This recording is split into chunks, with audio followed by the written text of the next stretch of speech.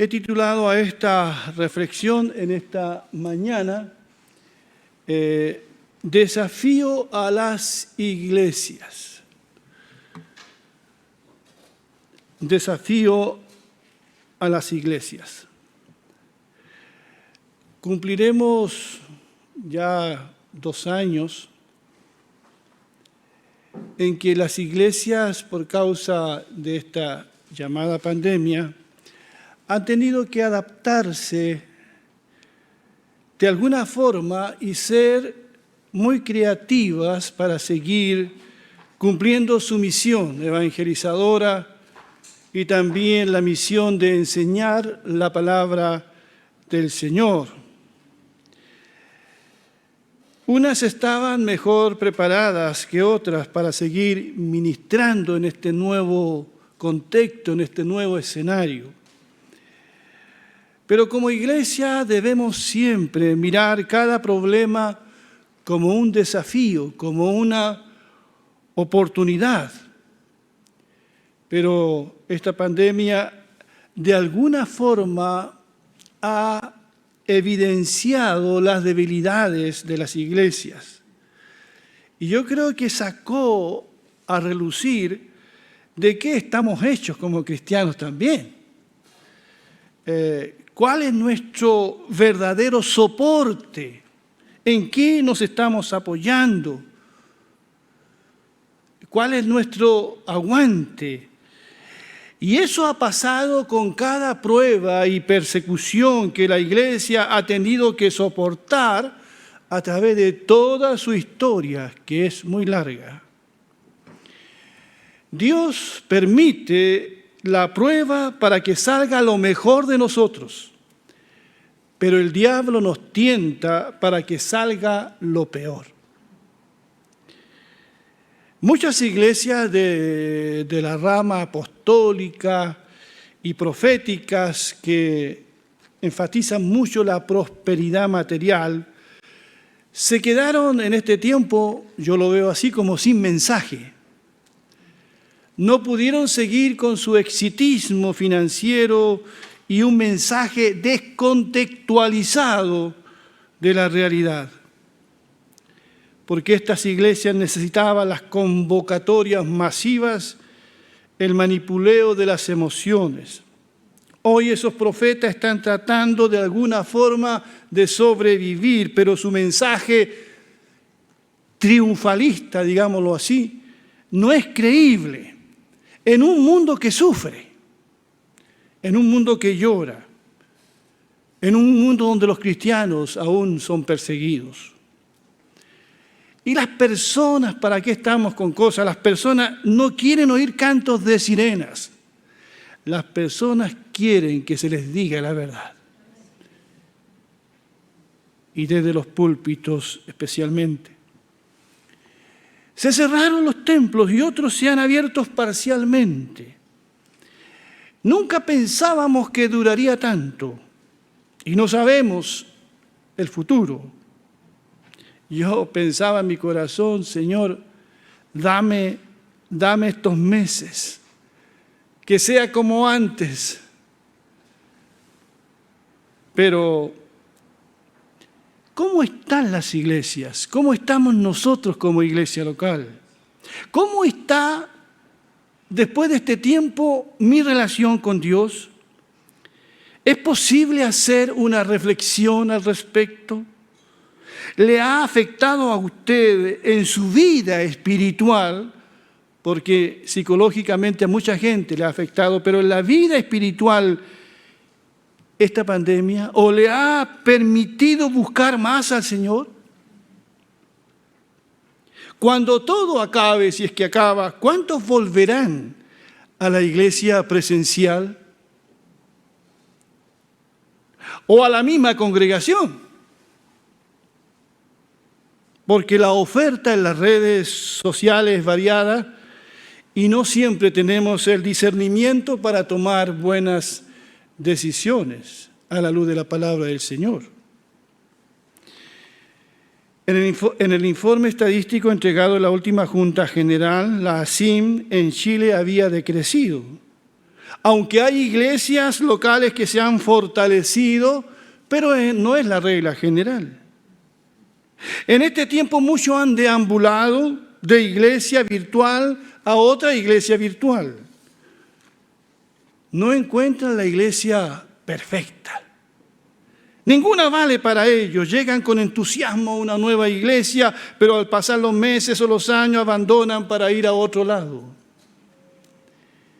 Y en tanto cambio van perdiendo la fe y el amor al Señor y ya no se congregan presencial ni virtualmente en ninguna iglesia.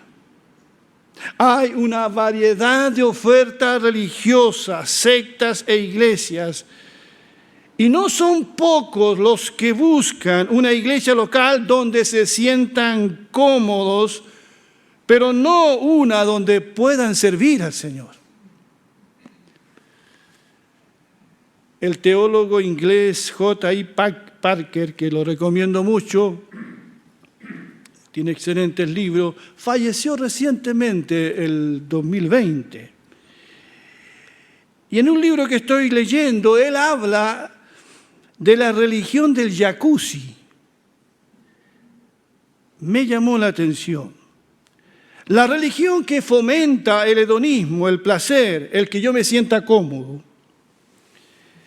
Y en una parte dice: cuando el hombre occidental posmoderno se vuelca a la religión, lo que él desea es una relajación agradable, la sensación de ser al mismo tiempo apoyado y fortalecido sin ningún esfuerzo. Él lo pide y la gente salta para proporcionárselo. Lo que la religión del jacuzzi ilustra más claramente es la ley de la oferta y la demanda. La religión del jacuzzi, dice más adelante, trata de aprovechar el poder de Dios para fomentar el egocentrismo. Qué profunda es la mirada de este teólogo, ya fallecido. Recomiendo mucho el libro Hacia el conocimiento de Dios de este autor. Lo leí después que egresé del seminario y fue un libro que me ayudó mucho. Muchos cristianos hoy parecen decir: aquí estoy. ¿Qué tienen para entretenerme en la iglesia? Otros dicen: la iglesia es aburrida. ¿Qué tiene para darme? Ya no es cuestión de servir. Lo que la gente busca hoy es ser servida o servido. Estamos creando cristianos selfies, que no tienen otra imagen para adorar que la suya propia. Cristianos narcisistas, enfocados en sí mismos y no en el Señor y el prójimo. El Señor dijo, y este es el gran mandamiento: no hay otro mandamiento más grande que estos dos, porque resumen toda la ley y los profetas. Él dijo: amarás al Señor tu Dios con todo tu corazón, con todas tus fuerzas, con toda tu alma, y a tu prójimo como a ti mismo. Primero es el amor al Señor, segundo el amor al prójimo y tercero el amor a uno mismo.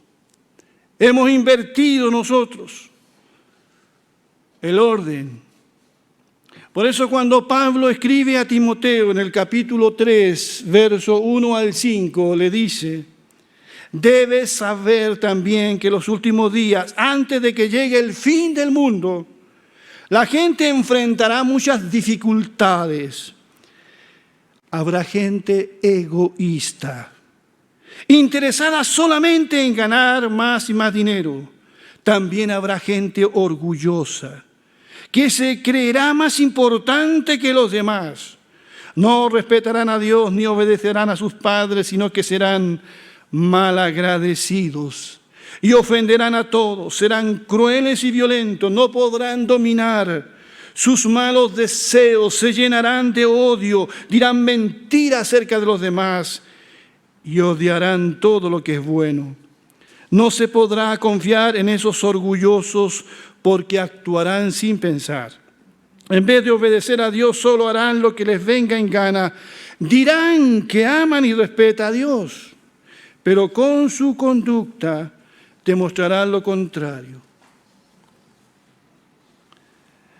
Estas palabras de Pablo son para nosotros hoy. Estas palabras nos desnudan a todos y todas. Dice que habrá gente egoísta, que pensarán solo en ellos mismos y tendrán la apariencia de ser muy piadosos, pero serán cristianos selfies. Una buena imagen de sí mismos, pero nada más, buscarán lo suyo propio.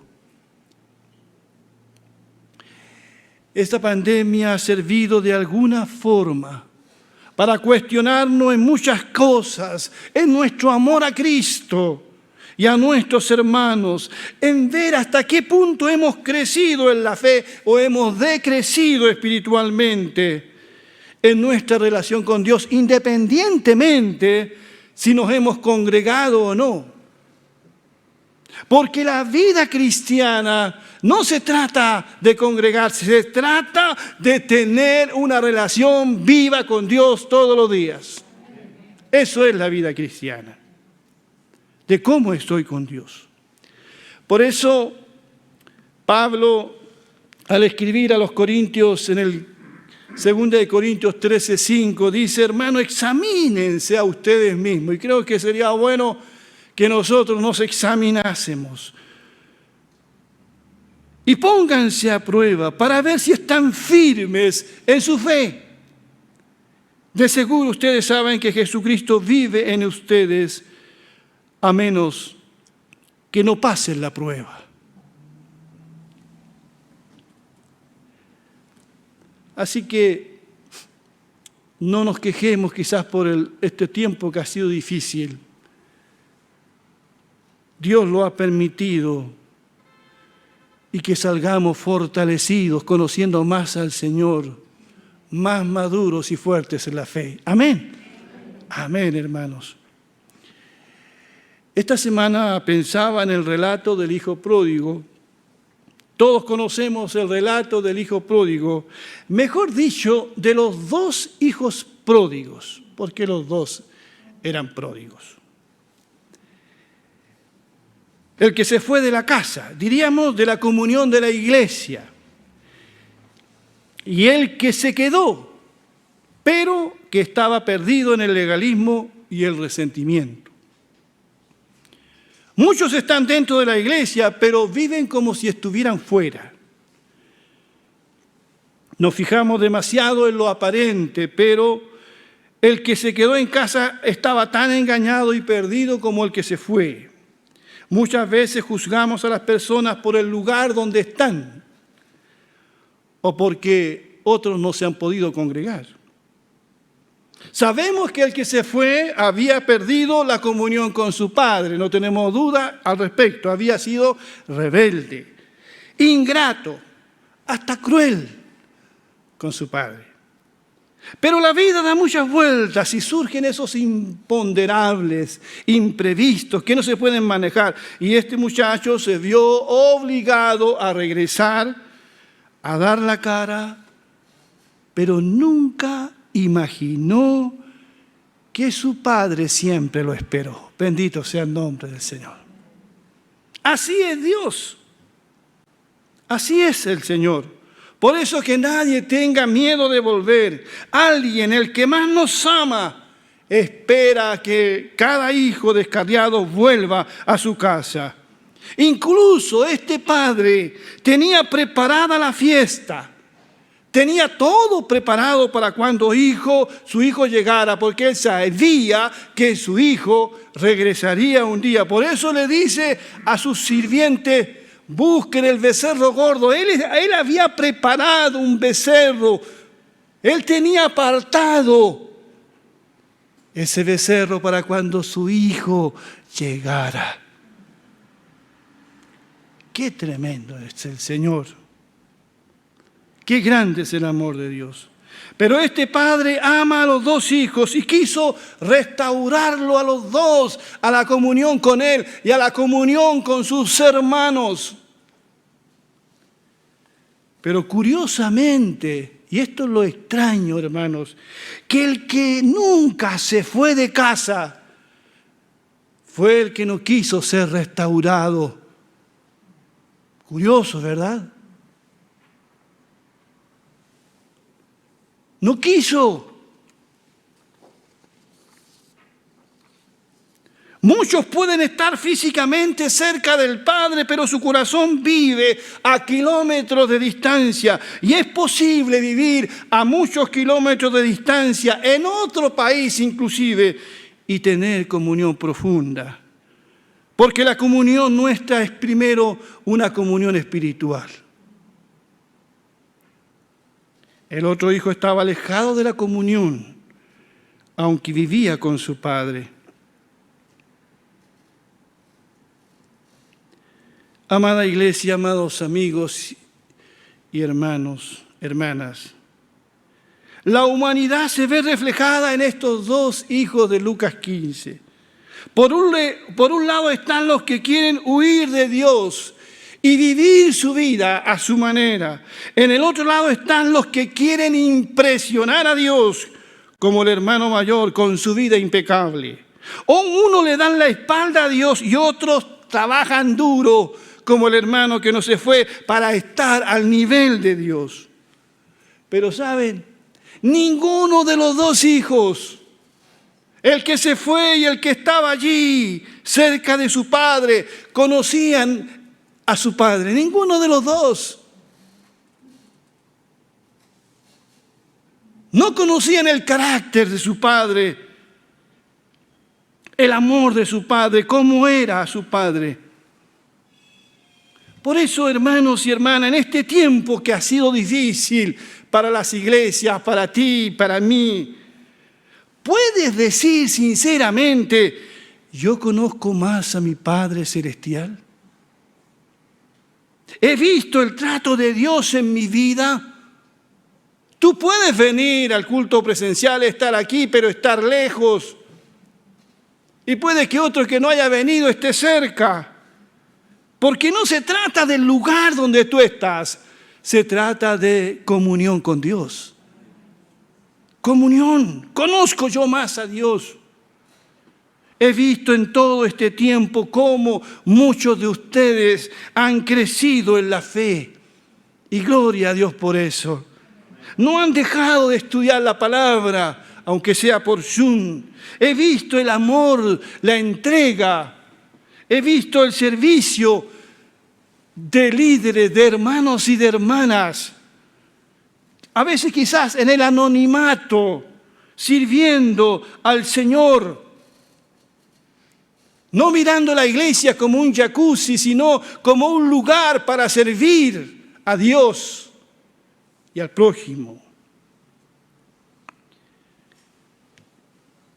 Pero muchas iglesias y hermanos en este tiempo se han debilitado, se han confundido, han decrecido.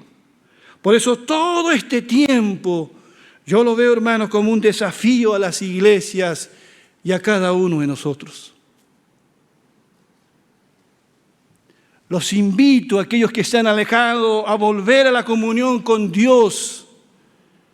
No se desanimen, no dejen de crecer, no dejen de avanzar. No tomemos la pandemia o las restricciones como una excusa para no crecer, para no evangelizar, para no servir, para no ser hoy más que nunca la luz del mundo y la sal de la tierra.